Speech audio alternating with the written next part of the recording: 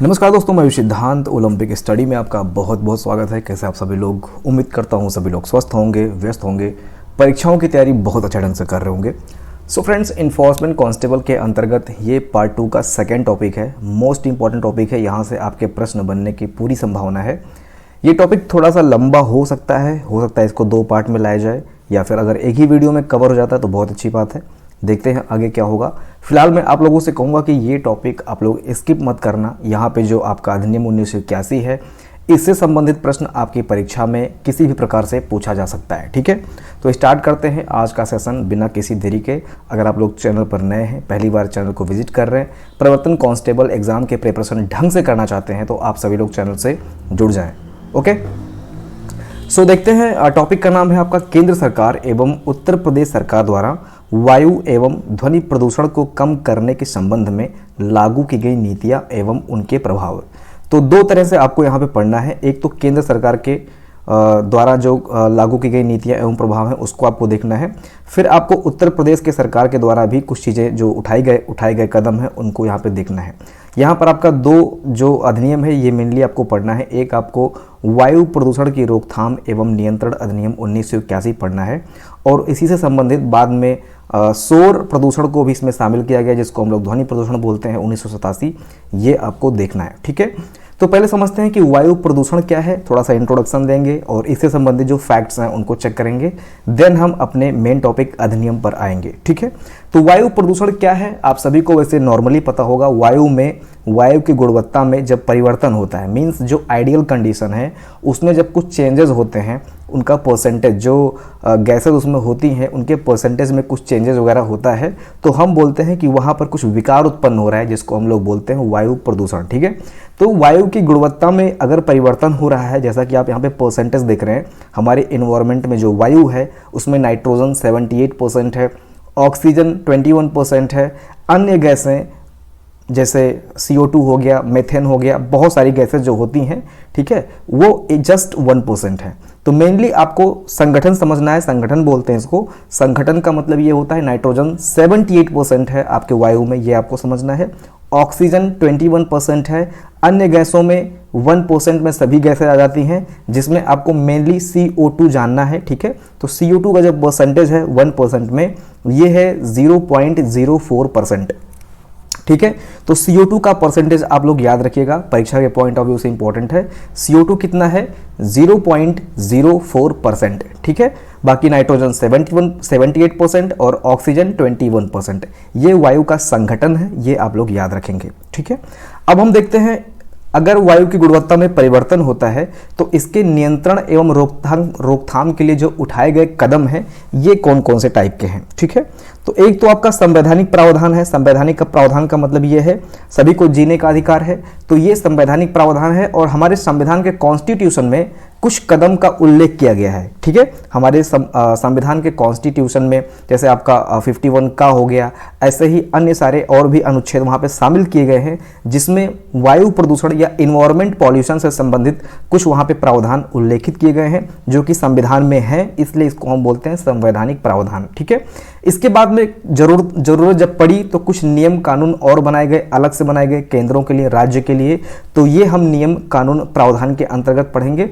और इसके बाद में समय पर आजकल डिजिटल इंडिया का टाइम है, तो कुछ पोर्टल और एप्लीकेशन के माध्यम से भी लोगों को ये जानकारी दी जाती है, शिक्षा दी जाती है कि हम एनवायरमेंट पॉल्यूशन, मेनली वायु प्रदूषण को कैसे कंट्रोल कर सकते हैं। ठीक है, तो ये पोर्टल और ऐप के माध्यम से भी लोगों तक ये चीज़ें पहुँचाई गई हैं।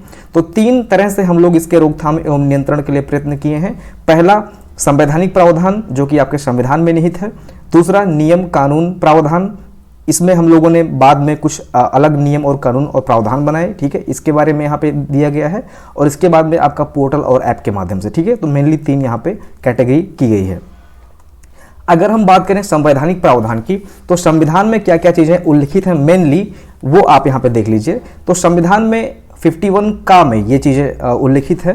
जैसा कि आपको पता है कि 51 का में मौलिक कर्तव्य वगैरह आता है, तो मौलिक कर्तव्य में हमारा पर्सनल मतलब हमारा इंडिविजुअल ये कर्तव्य बनता है कि हम अपने आसपास या फिर पर्यावरण को सुरक्षित रखें, पॉल्यूशन फ्री रखें, ये हमारा कर्तव्य बनता है। ठीक है, तो ये भी प्रश्न आपकी परीक्षा में बन सकता है कि मौलिक कर्तव्य के अंतर्गत कौन सा जो अनुच्छेद है वो पर्यावरण की सुरक्षा करता है तो आपका अनुच्छेद 51 का यानी कि 51 का हो जाएगा, ये आप लोग याद रखेंगे। ठीक है, ऐसे ही भाग 4 में जैसा कि आपको पता है कि राज्य के नीति निर्देशक सिद्धांत आते हैं, इसमें एक अनुच्छेद है अनुच्छेद 48A, ये आप सभी लोग याद रखेंगे। भाग 4 के राज्य के नीति निर्देशक सिद्धांत के अंतर्गत 48A भी ऐसा अनुच्छेद है जिसमें हम लोग पर्यावरण के बारे में जागरूकता से संबंधित ये अनुच्छेद है। ठीक है, इसको आप लोग याद रखेंगे, बहुत बेसिक सा है, संवैधानिक प्रावधान है। ठीक है, इसके बाद में कुछ एप्लीकेशन और पोर्टल है, उनको देख लेते हैं। पहला एप्लीकेशन है आपका सफर। ठीक है, सफर SAFAR, दूसरा है आपका प्राण PRANA, और तीसरा है आपका राष्ट्रीय स्वच्छ वायु कार्यक्रम। ठीक है, NCAP। तो ये 3 पोर्टल और एप्लीकेशन है जिसके माध्यम से लोगों को जागरूक किया गया है इन्वायरमेंट को साफ सुथरा रखने के लिए। तो पहले देख लेते हैं सफर। सफर स्टैंड्स फॉर, आप लोग इसका फुल फॉर्म याद रखेंगे, आपकी परीक्षा में ये प्रश्न बन सकता है कि एप्लीकेशन सफर का फुल फॉर्म क्या है।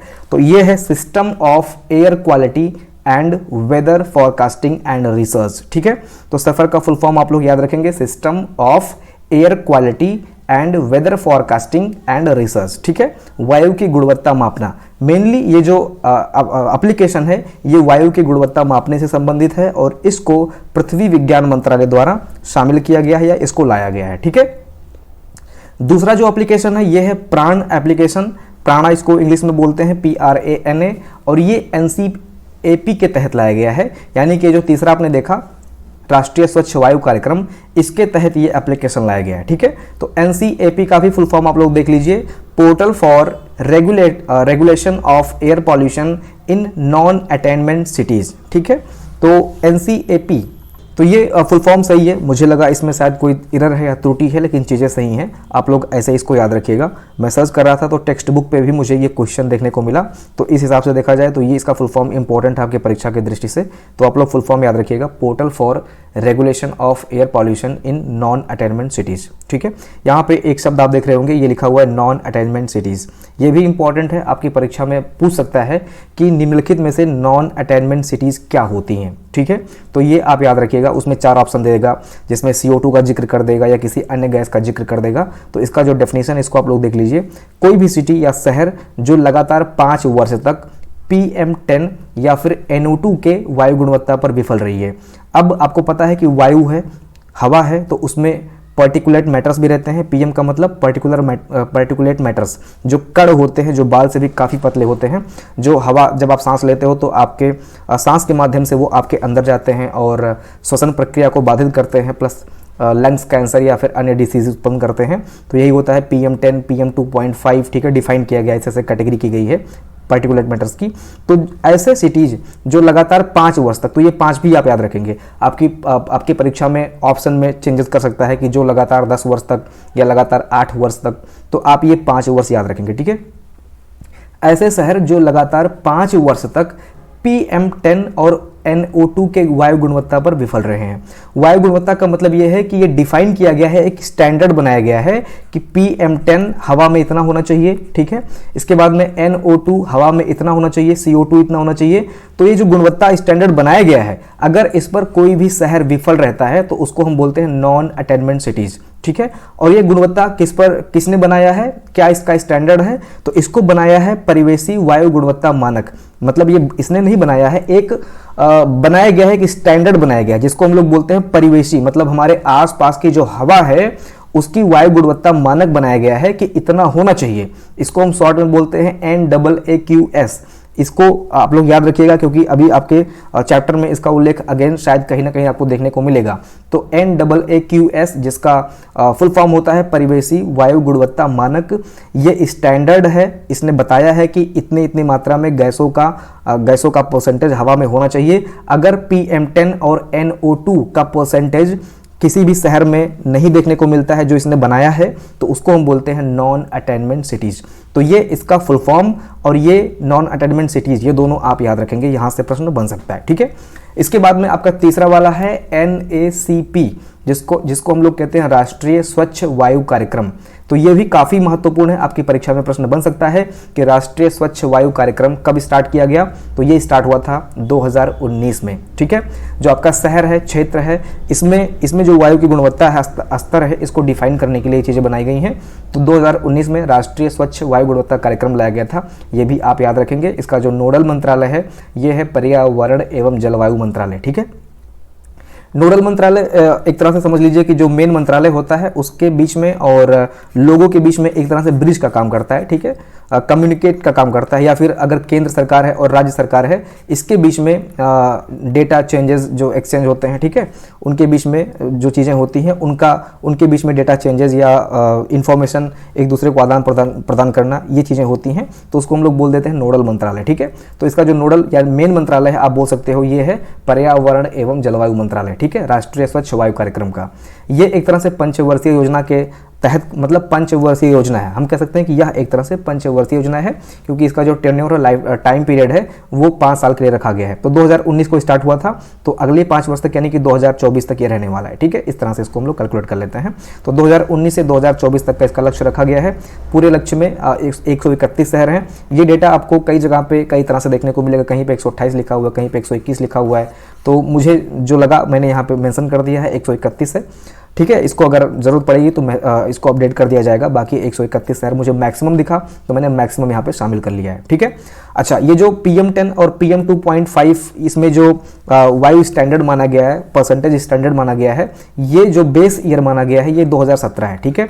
तो राष्ट्रीय स्वच्छ वायु कार्यक्रम के अंतर्गत जो वायु में गैसेस हैं इनका स्टैंडर्ड बेस ईयर क्या है, तो 2017 है। 2017 में PM10 और PM2.5 का जो परसेंटेज था इन्वायरमेंट में, उसको बेस मान के ये चीज़ें कैलकुलेट की जा रही हैं। अब 2017 में और 2024 के बीच में अगर कुछ चीज़ें चेंजेस आ रही हैं, परसेंटेज में चेंजेस आ रहा है, तो उसको वहाँ पे कम या ज़्यादा करने की कोशिश की जाएगी, ठीक है। यही NSCP का उद्देश्य है। और PM10 और PM2.5 मेनली ये फोकस करता है, ठीक है।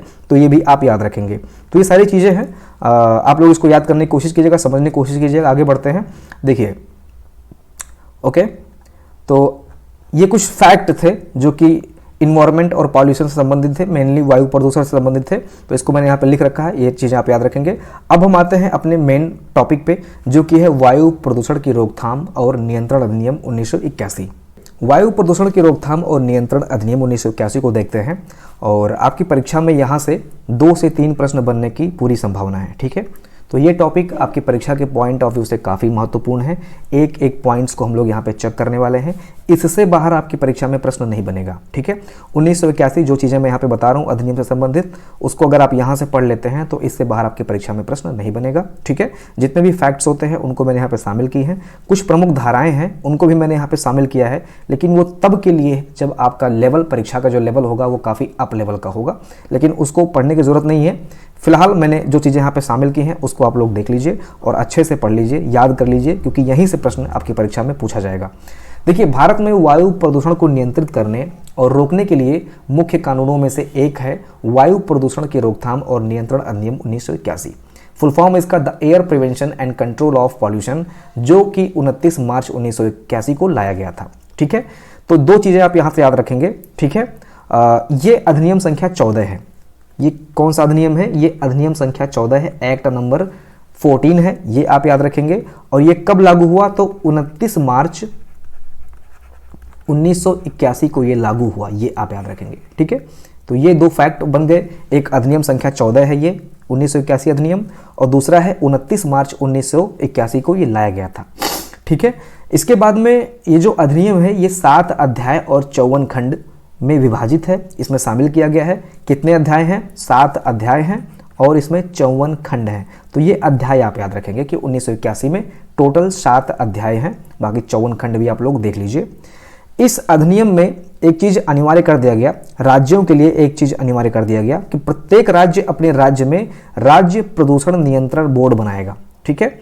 प्रत्येक राज्य अपने राज्य में राज्य प्रदूषण नियंत्रण बोर्ड बनाएगा, जो कि वायु गुणवत्ता, एयर पॉल्यूशन या फिर जो ध्वनि प्रदूषण है, उन सारी चीज़ों को डिफाइन करेगा, उनका एक स्टैंडर्ड होगा। ये प्रत्येक राज्य के लिए अनिवार्य कर दिया गया।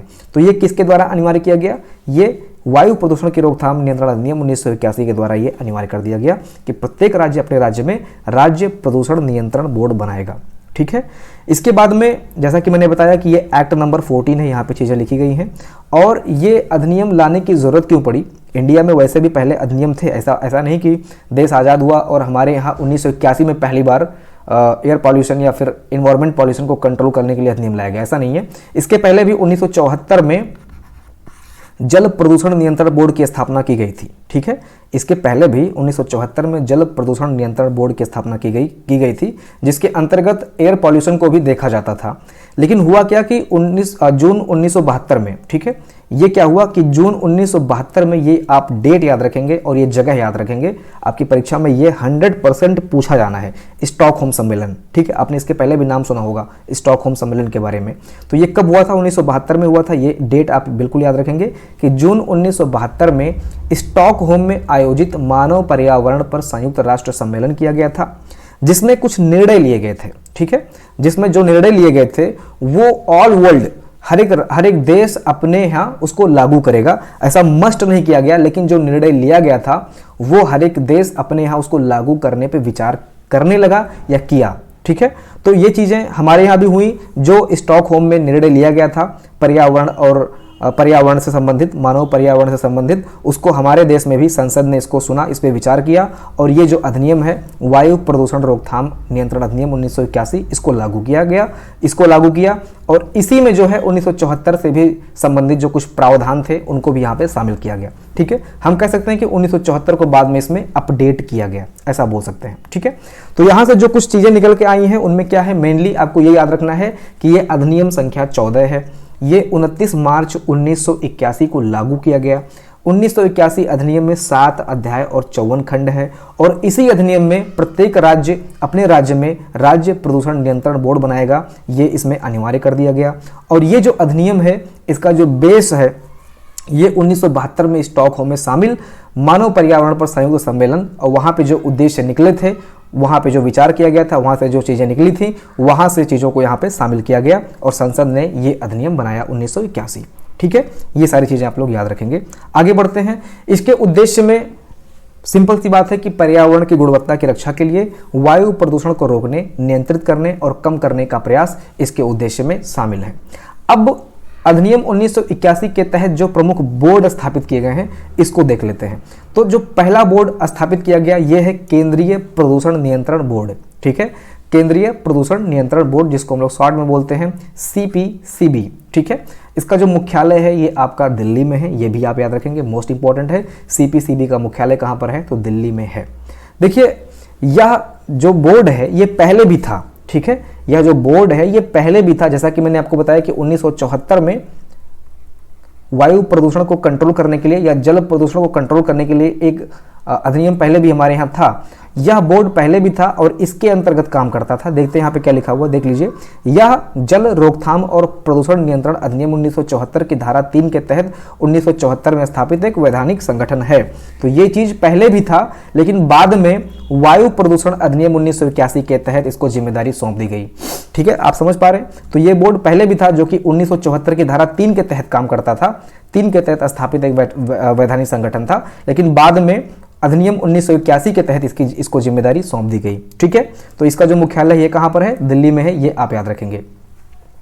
CPCB की प्राथमिक जिम्मेदारी जल और वायु प्रदूषण की रोकथाम, शमन और नियंत्रण के साथ साथ वायु गुणवत्ता में वृद्धि से संबंधित सभी मुद्दों पर केंद्र सरकार को सलाह देना है, ये याद रखेंगे। ठीक है, इससे संबंधित, ठीक है, वायु प्रदूषण की रोकथाम से संबंधित केंद्र सरकार को इसको सलाह देना है, ये CPCB का मुख्य काम है। ठीक है, इसके बाद में राज्य बोर्ड, जैसा कि बताया गया कि हर एक राज्य अपने अपने राज्य में राज्य बोर्ड की स्थापना करेगा। तो ये क्या हुआ कि 1974 के तहत, 1974 भी एक एक्ट है जो कि एक्ट नंबर 6 है, ये आप याद रखेंगे।